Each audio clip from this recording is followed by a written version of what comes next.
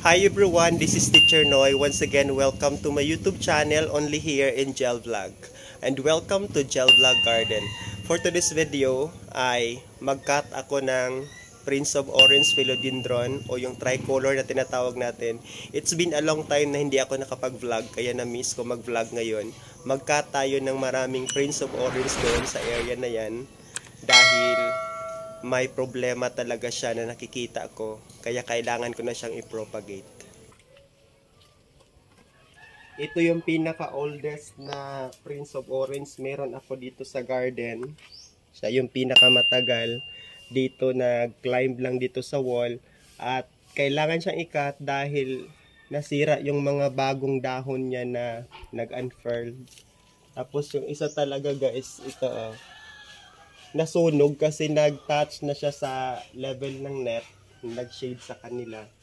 At sayang din kung hindi natin i-propagate, pero meron akong strategy na gagawin. Hindi ko sila bubunutin, ilalagay ko lang yung mga cuttings yun sa isang pot para lush pa rin siyang tingnan. Start tayo pag-cut dito sa pinaka-top.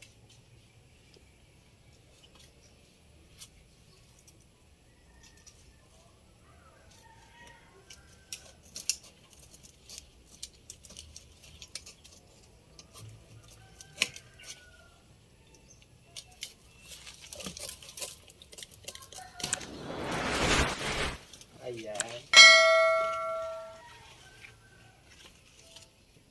Tapos yung kaniyang dahon na nasira, para hindi na mag-consume yan ng nutrients, tanggalin na lang natin. Para ma-focus yung bagong dahon. Maganda pa rin yung top cut.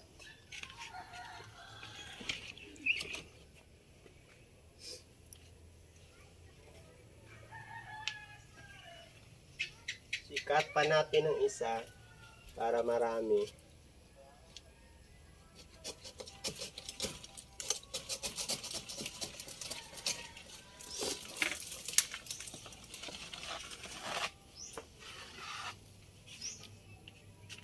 Ito yung pangalawa nating cut.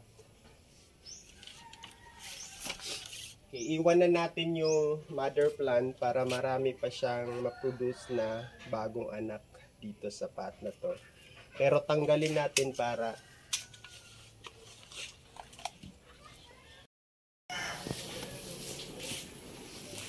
I remove the mother plant ito sa original pot because I want to use the pot for this, for the top cut, and I will just mix this cutting here in one pot to save the space and to make this propagation of Prince of Orange look lush. So I will just use also the soil. This is a compost soil. Maganda pa to. And I will just add the rice hull for this.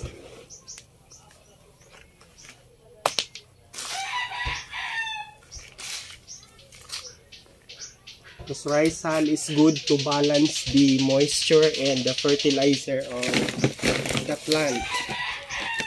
And we also have here our coco peat.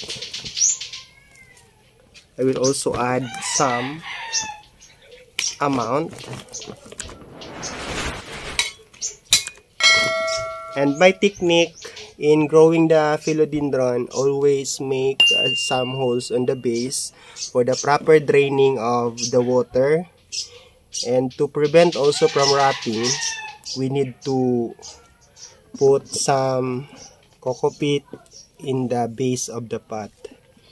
Because this coco peat will hold the water kahit hindi ka magdilig for how many days. May moisture pa rin. There's a moisture that this coco peat will give to our plant. And also to prevent from losing of the soil. Para hindi mahulog yung mga lupa.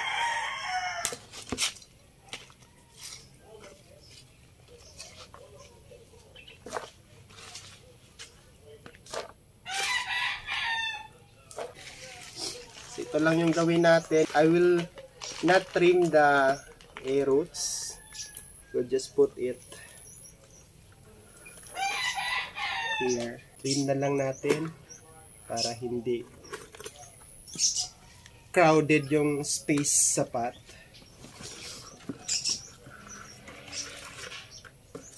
Ayan, just like that.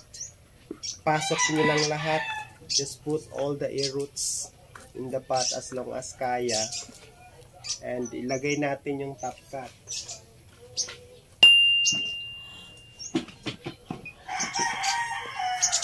Yan lang, gabi kaangkaan ang tambis. Balik natin si top cut. Here. Para maganda pa rin siya tingnan. Parang hindi siya kinat.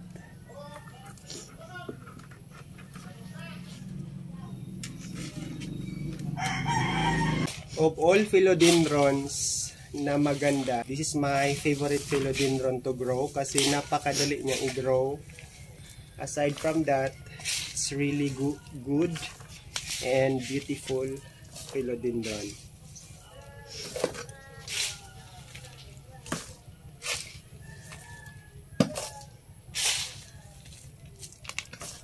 This is also expensive fellow. Mahal din ito. Kapag nasikatan ko sa araw, nasikatan ng tama ng sunlight, maganda yung kulay na ilalabas yung ganito. Kaya minsan, tinatawag siyang tricolor. Pero kapag naman nalagay natin sa shaded part, orange talaga yung maglabas kapag unang dahon niya. And from time to time, nagbavari yung kanyang kulay. Bumabalik talaga yung kulay ng dahon sa green. Kasi that is the original. The nature of the plant. Na ang dahon talaga ay kulay green. At para maganda yung top natin, we will put some amount of coco peat. Anyway, ma-decompose naman yung coco peat na ito. At magiging natural fertilizer din.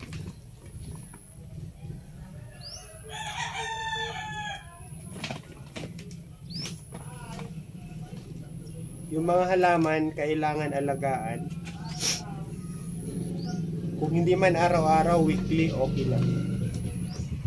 Para hindi sila mamatay, ma-preserve natin yung existence nila.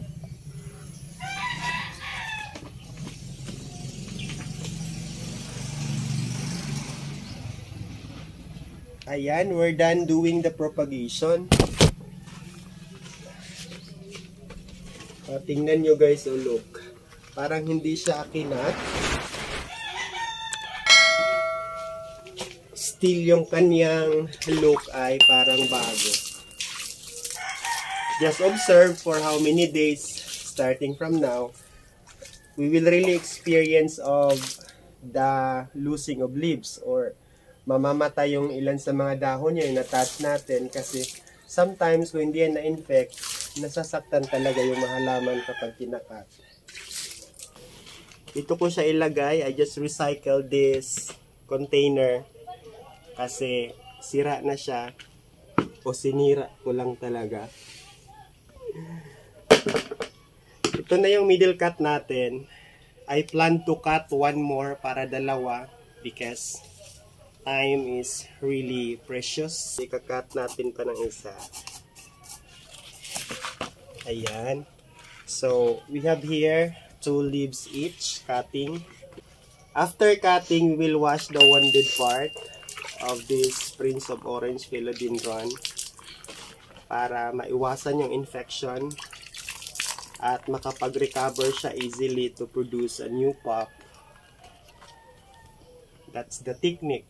Kung wala kayong gagamitin ng mga anything na pwede ilagay dyan to control also the rotting, to control the fungi na maaaring mag-attack ng wounded part. So we'll start putting the soil.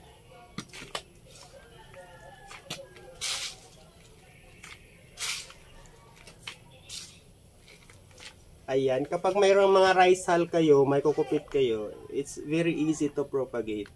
And the pot is very light. Sa pagdala, madali lang bitbitin. The same process, the same strategy, we will put 2 cuttings in one pot to save the space and also the time of your propagation. Because it requires effort kapag nagpropagate kayo ng plant.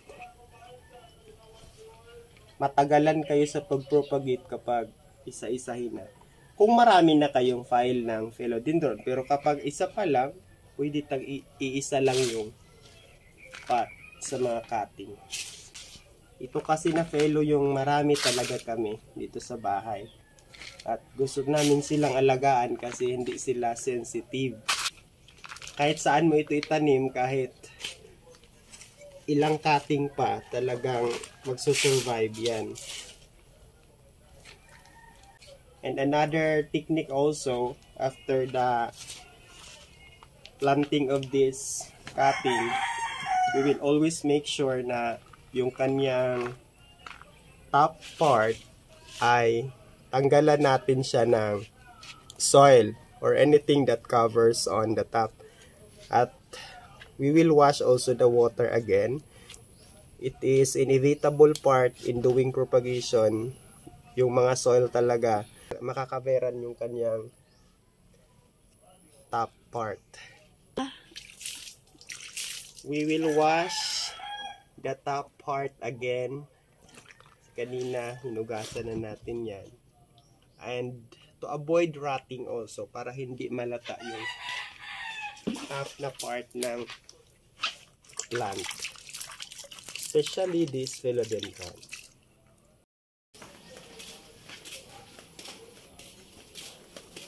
That ends for my propagation episode for the plant for today. Thank you for watching always my video. Don't forget to share, like, and subscribe to my YouTube channel. I hope you enjoy watching every day that I'm uploading my video only here in Gel Vlog. This is Teacher Noy once again.